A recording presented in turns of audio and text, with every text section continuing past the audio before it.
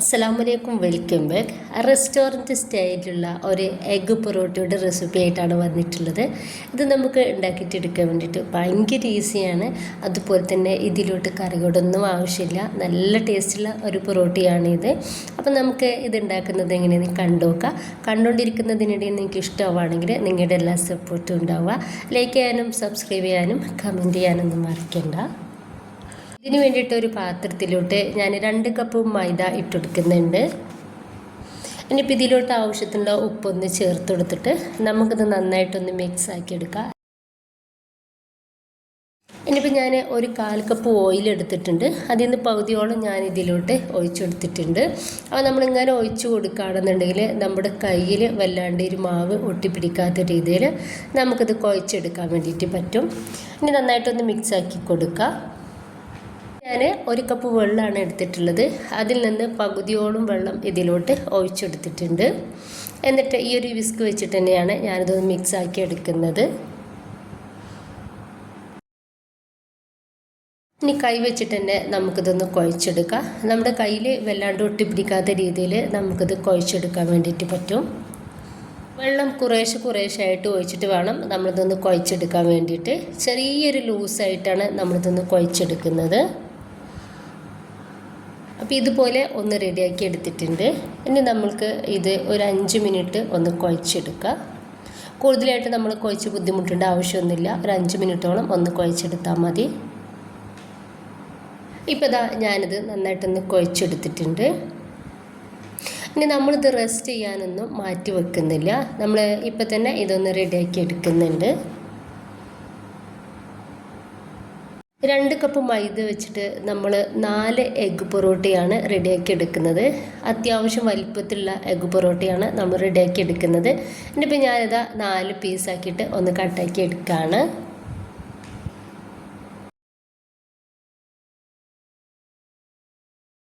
ഇപ്പോൾ കൗണ്ടർ ടോപ്പിലേക്ക് കുറച്ച് മൈദ തൂവി കൊടുക്കുക. എന്നിട്ട് നമ്മൾ ഇതൊന്ന് പരത്തിയെടുക്കുക. വളരെ തിന്നായിട്ട് തന്നെ നമ്മളിതൊന്ന് പരത്തിയെടുക്കണം.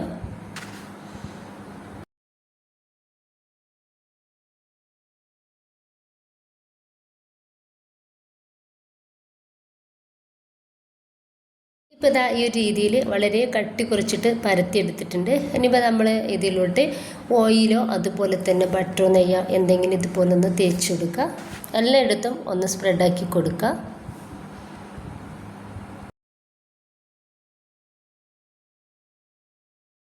അതിൻ്റെ ശേഷം ഇതിൻ്റെ മേലേക്ക് കുറച്ച് മൈദ തൂവി കൊടുത്തിട്ട് എല്ലായിടത്തും ഒന്ന് കൈവച്ചിട്ട് തന്നെ ഒന്നാക്കി കൊടുക്കുക. ഇനിയിപ്പോൾ നമുക്ക് സൈഡിൽ നിന്നും ഇതുപോലെ ഒന്ന് മടക്കി കൊടുക്കാവുന്നതാണ്.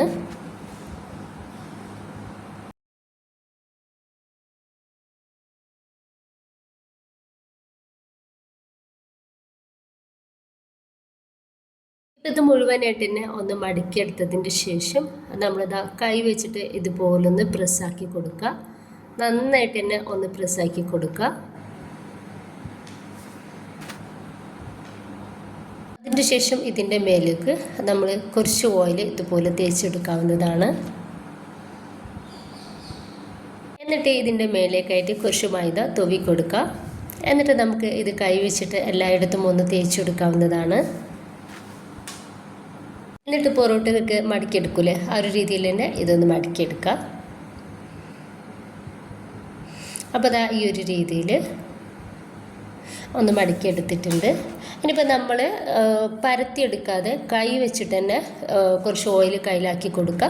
എന്നിട്ട് കൈ വെച്ചിട്ട് ഇതുപോലെ തന്നെ ഒന്ന് പരത്തിയെടുക്കാവുന്നതാണ്. ഇങ്ങനെ വേണമെങ്കിൽ ഇങ്ങനെയും ചെയ്തെടുക്കുക, അല്ലെങ്കിൽ നമുക്ക് പരത്തിയെടുക്കും ചെയ്യാം. ഏത് രീതിയിൽ വേണമെങ്കിലും നമുക്ക് റെഡിയാക്കി എടുക്കാവുന്നതാണ്.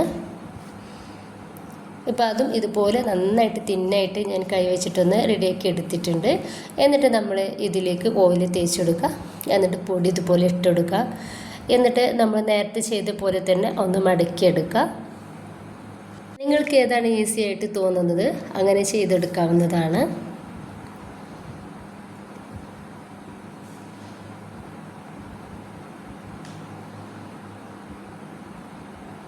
ഇനിയിപ്പോൾ നമ്മൾ ഓയിലാക്കി കൊടുക്കുക. എന്നിട്ട് കുറച്ച് മൈദ തൂവി കൊടുക്കുക. എന്നിട്ട് എല്ലായിടത്തും ഒന്ന് ആക്കി കൊടുത്തിട്ട് നേരത്തെ ചെയ്ത പോലെ തന്നെ ഒന്ന് റൗണ്ട് ചെയ്തിട്ട് എടുക്കാവുന്നതാണ്.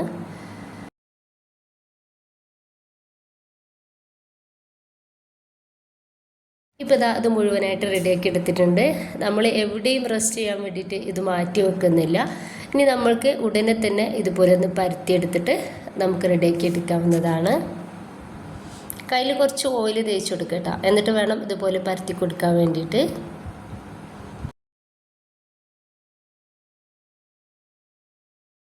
ഞാനൊരു ബൗളിലോട്ട് 2 കോഴിമുട്ട പൊട്ടിച്ച് ഒഴിച്ചിട്ടുണ്ട്. അതിലേക്ക് കുറച്ച് മല്ലിയുടെ ഇല ഇട്ട് കൊടുത്തിട്ടുണ്ട്.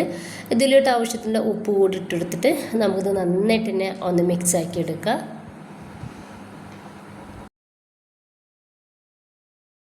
ചൂടായിട്ടുള്ള പാനിലോട്ട് കുറച്ച് ഓയിലൊന്ന് തേച്ച് കൊടുക്കുക. എന്നിട്ട് നമ്മൾ റെഡിയാക്കി വെച്ചിട്ടുള്ള ഒരു പൊറോട്ട ഇതിലേക്ക് വെച്ചെടുക്കാവുന്നതാണ്.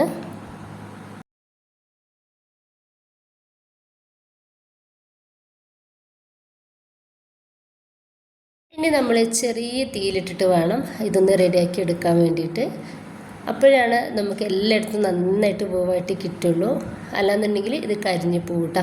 ഈ ഒരു സമയത്ത് മേലെ ചെറുതായിട്ടൊന്ന് ഡ്രൈ ആയി വന്നാൽ ഇതിൻ്റെ മേലേക്ക് കുറച്ച് ഓയിൽ തേച്ച് കൊടുക്കുക. നമുക്കൊന്ന് മറിച്ചിട്ട് കൊടുക്കാവുന്നതാണ്. വേഗത്തിൽ തിരിച്ചും മറിച്ചും നമ്മൾ ഇട്ടിട്ട് വേണം ഇതൊന്ന് റെഡിയാക്കി എടുക്കാൻ വേണ്ടിയിട്ട്. അത് അത്യാവശ്യം വലിപ്പമുണ്ടെന്നുണ്ടെങ്കിലും നമ്മൾ തീരും കട്ടില്ലാത്ത രീതിയിലാണ് ഇത് ഉണ്ടാക്കിയെടുത്തിട്ടുള്ളത്. ഇവിടെയും വളരെ കുറച്ച് ഓയിൽ തേച്ചെടുക്കാവുന്നതാണ്.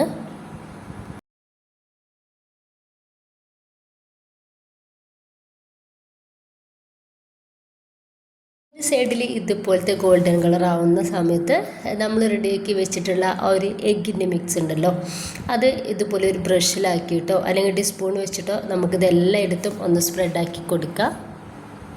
ഭയങ്കര ടേസ്റ്റാണ് കേട്ടോ ഇങ്ങനെ ചെയ്തെടുക്കുമ്പോൾ. നമ്മുടെ ഒരു പൊറോട്ടയ്ക്ക് നമ്മളിത് പുറത്തുനിന്നൊക്കെ കഴിക്കുകയാണെന്നുണ്ടെങ്കിൽ കുറച്ചൊക്കെ പൈസ അധികം തന്നെ നമ്മളിത് കൊടുത്തിട്ട് വേണം കഴിക്കാൻ വേണ്ടിയിട്ട്. അപ്പോൾ ഇതൊക്കെ നമ്മുടെ വീട്ടിൽ സിമ്പിളായിട്ട് ഉണ്ടാക്കിയിട്ട് എടുക്കാവുന്നതേ ഉള്ളൂ.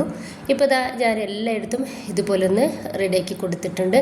നിങ്ങൾക്ക് വേണമെങ്കിൽ ഇതിലോട്ട് ചില്ലി ഫ്ലെക്സോ അല്ലെങ്കിൽ പച്ചമുളക് ചെറുതാക്കിയിട്ട് കട്ടാക്കിയതൊക്കെ ഇട്ടെടുക്കാവുന്നതാണ് കേട്ടോ. കുട്ടികൾക്ക് എരിവ് ഇഷ്ടമാണെന്നുണ്ടെങ്കിൽ ഇട്ടെടുക്കാവുന്നതേ ഉള്ളൂ. അതിൽ ഭാഗം ചെറുതായിട്ടൊന്ന് പൂവായിട്ട് കിട്ടിയാൽ നമുക്ക് മറിച്ചിട്ട് കൊടുക്കാം. ഇനിയിപ്പോൾ നമ്മളൊരു കോഴിമുട്ട ആക്കി കൊടുത്താൽ 1-2 പ്രാവശ്യം മാത്രം നമ്മളിതൊന്ന് മറിച്ചിട്ട് കൊടുത്താൽ മതി. അത്യാവശ്യം വേവായതിൻ്റെ ശേഷമാണ് നമ്മൾ പൊറോട്ടയിലേക്ക് കോഴിമുട്ട ചേർത്തെടുത്തിട്ടുള്ളത്. ഈ ഒരു പൊറോട്ട റെഡി ആയിട്ടുണ്ട്. ഇത് നമുക്ക് പാനിൽ നിന്നും എടുത്ത് മാറ്റാം. ബാക്കി കൂടി ഇതുപോലെ തന്നെ ചെയ്തെടുക്കാവുന്നതാണ്.